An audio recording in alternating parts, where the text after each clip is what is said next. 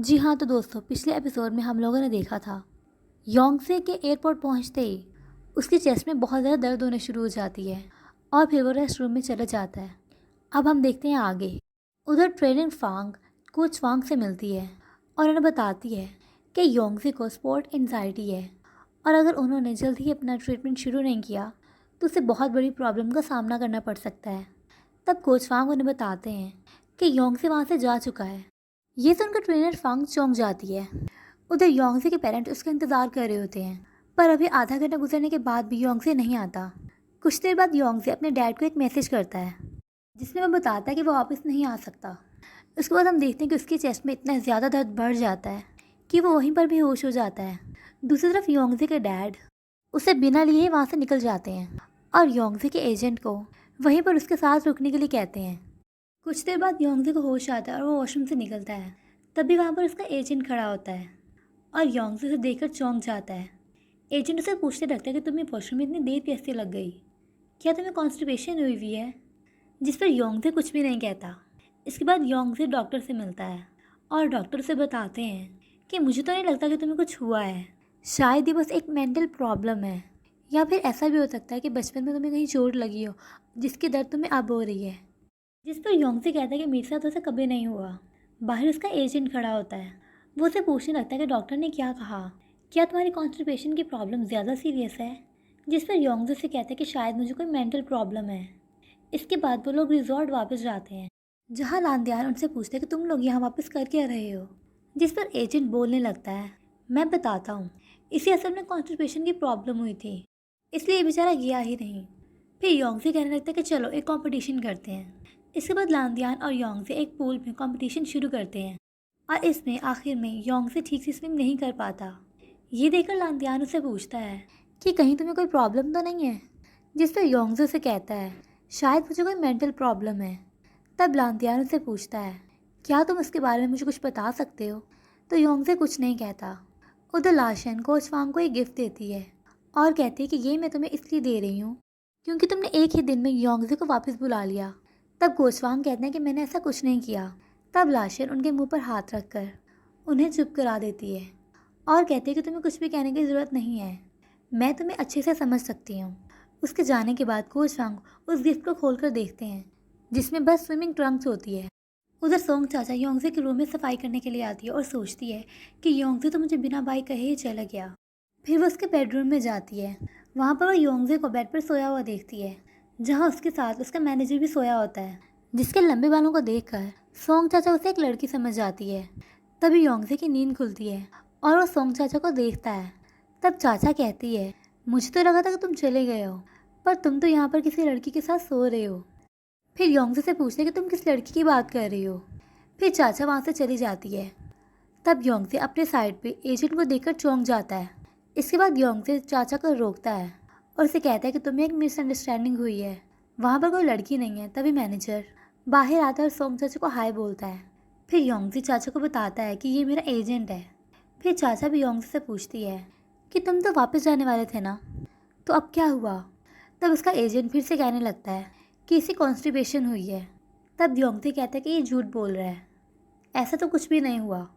बाद में लांतियान योंगसे से फिर से मिलता है और उसे कहता है कि मुझे तो लगा था कि हम एक दूसरे से सारी बातें शेयर करते हैं, लेकिन लगता है अब हम दोनों के बीच में किसी की वजह से दूरी आ चुकी है। फिर लांतियान कहता है कि मुझे लगता है कि तुम मुझसे कुछ छुपा रहे हो, मगर ऐसा क्यों? जिस पर योंगसे कहता है कि तुम कुछ ज़्यादा सोच रहे हो, ऐसा कुछ भी नहीं है। तभी वहाँ पर सोंग चाचा आती है और वो कहती है कि ये कैसे हो सकता है, और वो लांतियान के सामने योंगसे को सच बताने वाली होती है, पर योंगसे जल्दी से उसका मुंह बंद कर देता है और फिर उसे बाहर लेकर जाता है और उसे कहता है कि तुम आखिर वहाँ पर क्या बताने वाली थी।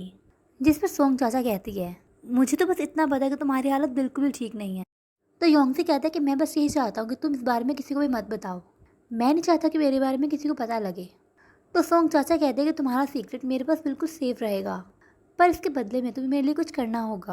उसके बाद हम बार में योंगसे को 8 बियर की बोतलें ख़त्म करते हुए देखते हैं, फिर भी उसे नशा नहीं चढ़ता। तभी से वो बात याद आती है जो सोंग चाचा ने उसे कही थी। सोंग चाचा ने उसे कहा था कि उसे और सोंग चाचा को लांतियान के सामने एक कपल बनकर रहना होगा, और सोंग चाचा ये भी चाहती है कि योंगसे खुद लांतियान को ये बात बताए कि वो दोनों रिलेशनशिप में हैं। तभी वहाँ पर लांतियान पहुँच जाता है और वो योंगजे से बोतल खींच लेता है। फिर योंगजे से कहता है, तुमने मुझसे पूछा था ना कि हम दोनों के बीच में कैसे दूरी बढ़ गई है। फिर योंगजे कहता है कि मैं सोंग चाचा को लाइक करता हूँ, हम लोग रिलेशनशिप में हैं। उसके बाद योंगजे लांतियान से कोई रिएक्शन एक्सपेक्ट करता है, पर लांतियान कुछ भी नहीं कहता। जब सोंग चाचा जावियान को अपने इस प्लान के बारे में बताती है तो जावियान बहुत हंसने लगती है। तब सोंग चाचा कहती है, मैं तो ये सब लांतियान को अपना बनाने के लिए कर रही हूँ। बाद में योंगजे सोंग चाचा को बताता है कि उसने लांतियान को सब कुछ बता दिया है, पर लांतियान ने मुझे सिर्फ इतना कहा कि वो हम दोनों को खुश देखना चाहता है। फिर सोंग चाचा को इस बात पर यकीन नहीं होता, तो सोंग चाचा उससे पूछती है, क्या उसने गुस्सा भी नहीं किया? जिस पर योंगजे कहता है कि बिल्कुल नहीं। तभी वहाँ से लांतियान आता है और उसे देखकर सोंग चाचा अपना नाटक शुरू कर देती है और कहती है कि मेरी आँख में कुछ कचरा चला गया है। पर योंगजे को कुछ समझ में नहीं आता और उसे देखता ही रहता है। तब सोंग चाचा से लांतियान दिखाती है और योंगजे लांतियान को देखकर फिर उसके नाटक में शामिल हो जाता है। तब लांतियान सिर्फ उन पर एक नज़र डालता है और खामोशी के साथ वहाँ से निकल जाता है। उसके जाने के बाद सोंग चाचा पूछती है, क्या वो गुस्से में दिखाई दे रहा था? तो योंगजे कहता है कि नहीं। बाद में जब योंगजे अपने दोस्तों के साथ लंच कर रहा होता है तब वहाँ पर सोंग चाचा और जावियान पहुँच जाते हैं। तब सोंग चाचा और योंगजे को इतना पास देखकर जियांगशी कहता है, क्या तुम दोनों के बीच में कुछ चल रहा है? तब जावियान कहती है, क्या तुम्हें पता नहीं है कि वो दोनों एक दूसरे को पसंद करते हैं, वो लोग एक साथ रिलेशनशिप में हैं। ये सुनकर लांतियान थोड़ा अनकंफर्टेबल फील करता है। तब सोंग चाचा अपने चेहरे पर कुछ लगा लेती है और फिर योंगजे को उससे साफ करने के लिए कहती है। तब योंगजे सोचता है कि ये मैं कहाँ पर फंस गया और फिर वो चाचा के चेहरे को साफ कर देता है। तभी लांतियान को उसके डैड का कॉल आता है जो उसे एक डेट पर जाने के लिए कहते हैं और लांतियान वहाँ से निकल जाता है। बाद में चाचा बहुत ज़्यादा ड्रिंक कर लेती है और योंगजे से कहती है कि लांतियान मेरे साथ ऐसे कैसे कर सकता है। इसके बाद वो दुखी होकर रोड के पास बैठ जाती है और योंगजे भी उसी के साथ बैठ जाता है। अगले दिन सोंग चाचा अपने कोवर्कर जावियान के साथ जंगल में घूमने जाती है। सोंग चाचा जावियान से बातें करती रहती है। तभी जावियान के पेट में अचानक से दर्द होने लगती है और वो चाचा को बिना बताए वहाँ से चले जाती है। कुछ देर बाद सोंग चाचा रियलाइज़ करती है कि जावियान तो उसके साथ है ही नहीं, इसलिए वो जावियान को ढूंढने लगती है और उसको ढूंढते ढूंढते जंगल में चले जाती है। जब जावियान वहाँ पर वापस आती है तो उसे कुछ लड़कियाँ बताती हैं कि सोंग चाचा तो बस उसे ही ढूंढने गई है। उधर सोंग चाचा जंगल में अंदर चले जाती है और उसका फ़ोन भी बंद हो जाता है। तब कुछ देर बाद सोंग चाचा अपना रास्ता भी भटक जाती है। शाम को जावियान रिजोर्ट में पहुंचकर ये बात जियांगशी को बताती है कि सोंग चाचा जंगल में खो गई है। जैसे ही योंगजे को इस बात का पता चलता है वो चाचा को ढूंढने निकल जाता है। इसके बाद जियांगशी कॉल करके ये बात लांतियान को भी बता देता है और लांतियान भी जंगल की तरफ चले जाता है। इसके बाद वो दोनों जंगल में पहुंचते हैं और चाचा को ढूंढने लगते हैं। उधर सोंग चाचा अंधेरे में बैठकर रो रही होती है और उससे अपने बचपन की याद आती है। बहुत देर ढूंढने के बाद योंगजे आकर सोंग चाचा को ढूंढ ही लेता है, लेकिन इससे पहले कि वो चाचा के पास जाता लांतियान उससे पहले उसके पास पहुंच जाता है और फिर लांतियान उसे अपने साथ वहाँ से लेकर चले जाता है। बाद में चाचा हॉस्पिटल में एडमिट होती है और लांतियान बस उसी के पास बैठा होता है। तब लांतियान उसके चेहरे को देखता है और सोचता है कि तुम बचपन से ही अलग अलग प्रॉब्लम्स को सॉल्व करती यानी फेस करती आई हो, पता नहीं मैं तुम्हारी हेल्प कैसे कर सकता हूँ। इसके बाद वहाँ पर जावियान भी पहुँच जाती है और रोते रोते कहती है, ये सब मेरी ही गलती है, मुझे तुम्हें अकेला नहीं छोड़ना चाहिए था। तब जियांगशी उसे चुप कराता है। उधर योंगजे अभी भी जंगल में ही होता है और फिर वो फिसल कर नीचे गिर जाता है, जिसकी वजह से उसके चेहरे पर चोट लग जाती है। फिर योंगजे वहीं पर बैठ जाता है। कुछ देर बाद उसे लांतियान का कॉल आता है और लांतियान उसे सब कुछ बताता है और कहता है कि मुझे रिजॉर्ट में वापस जाना है। जिस पर योंगजे कहता है कि प्लीज़ मेरे लिए उसके पास थोड़ा रुक जाओ और उसका ध्यान रखो, मैं कुछ देर में वहाँ पर पहुँच जाता हूँ।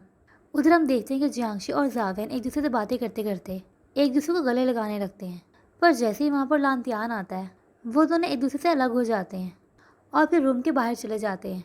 इसके बाद लांतियान चाचा के पास बैठ जाता है और कहने लगता है कि मैं तो भूल ही गया था कि तुम मुझसे कितनी दूर चली गई हो। तब हम देखते हैं कि योंगजे एक विंडो से उन दोनों को देख रहा होता है। इसके बाद लांतियान का मैसेज योंगजे को आता है और वो दूसरी तरफ मुड़कर उस मैसेज को पढ़ता है जिसमें लांतियान ने कहा होता है कि वो अब निकलने वाला है। जब योंगजे फिर से पलटकर विंडो पर देखता है तब तक लांतियान वहाँ से जा चुका होता है। फिर योंगजे भी सोंग चाचा के पास जाकर बैठ जाता है। तब योंगजे नोटिस करता है कि चाचा को बहुत तेज़ बुखार है, इसलिए वो जल्दी से नर्स को बुलाता है। नर्स उसे कहती है कि वो चाचा को एग्जामिन कर लेगी, पर पहले योंगजे को उसकी चोट का ध्यान रखना होगा। तब योंगसे कहता है कि ये सब बाद में होता रहेगा, पहले चाचा को चेक करना ज़रूरी है। इसके बाद नर्स डॉक्टर को लेने चली जाती है। तभी चाचा अपनी आंखें खोलती है और उसे योंगसे की जगह वहाँ पर लांतियान दिखता है, इसीलिए वो लांतियान का नाम लेती है। इसके बाद वहाँ पर डॉक्टर आते हैं और इसका चेकअप करते हैं। तब योंगसे वहाँ से बाहर चले जाता है। अगले दिन चाचा की मम्मी से मिलने आती है और उसे कहती है कि लांतियान ने हमें कॉल करके सब कुछ बताया है कि कैसे उसने तुम्हें जंगल से बचाया और फिर तुम्हें हॉस्पिटल ले आया। तभी चाचा कहते हैं कि मैं पहले से अच्छा फील कर रही हूँ। इसके बाद वहाँ पर नर्स भी आती है और चाचा को बताती है, रात को तुम्हें बहुत तेज़ बुखार था, अगर तुम्हारा बॉयफ्रेंड यहाँ पर नहीं होता तो पता नहीं क्या हो जाता। तब चाचा को ऐसा लगने लगता है कि नर्स शायद लांतियान की बात कर रही है। इसके बाद हम देखते हैं कि लांतियान को उसके डैड का फ़ोन आता है, जो उसे कहते हैं कि तुम्हें उस डेट पर जाना ही होगा, क्योंकि उस लड़की के डैड एक बहुत बड़ी कंपनी के मालिक हैं और अगर तुम्हारी शादी उस लड़की से हो जाए तो हमें बहुत बड़ा फ़ायदा होगा। तब लांतियान उनसे कहता है, ये सही टाइम नहीं है।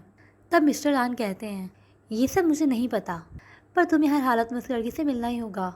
तब लांतियान कुछ भी नहीं कहता और मिस्टर लान उसे कहते हैं, तुम इतने चुप क्यों हो, कहीं ये सब तुम चाचा की वजह से तो नहीं कर रहे।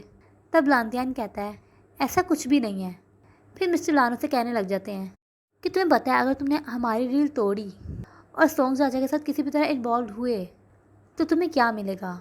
बाद में लांतियान अकेले ही बीच पर दौड़ा होता है। उसके बाद वो योंगसे के एजेंट से मिलता है। तब योंगसे का एजेंट उसे पूछने लगता है कि क्या कल तुम योंगसे के साथ थे, क्योंकि उसके चेहरे पर बहुत ज़्यादा चोट आई है और वो कह रहा था कि कल उसकी किसी से लड़ाई हो गई है।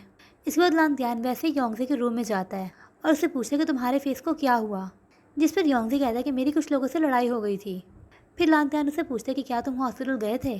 फिर योंगसे नहीं कहता है। तो लांतियान उससे कहता है कि मुझे इस बात से फ़र्क नहीं पड़ता कि तुम किसी से लड़ाई करो या कुछ और करो, पर तुम्हें चाचा को देखने हॉस्पिटल जाना ही चाहिए था। जिस पर योंगसे कहता है कि मैं अच्छे से जानता हूँ। तो लांतियान उससे कहता है कि तुम कुछ भी नहीं जानते, तुम कहते हो कि तुम उसके बॉयफ्रेंड हो, पर तुम उसका ध्यान नहीं रखते। तब योंगसे उससे कहता है, मुझे पता है तुम अब भी उससे प्यार करते हो। जैसे तुम्हें इसके बारे में पता लगा वैसे तुम अपनी प्लान डेट छोड़कर चाचा को ढूंढने चले गए, और अगर ये सच है तो मैं तुम दोनों के बीच में कभी भी नहीं आऊँगा। तब लांतियान उससे कहता है, तुम इतनी जल्दी हार मान गए हो, पर मुझे इससे कोई फ़र्क नहीं पड़ता। क्या तुम इसीलिए पीछे हट रहे हो क्योंकि तुम्हें मुझसे हारने से डर लगता है। तब योंगसे कहता है कि ऐसा कुछ नहीं है। और फिर लांतियान उससे कहता है, मैं चाचा को ढूंढने के लिए इसीलिए गया था क्योंकि उसे अंधेरे से बहुत डर लगता है, इसी वजह से मैंने अपनी डेट भी कैंसिल की। और ये एपिसोड यहीं पर एंड हो जाता है। Thank you for watching.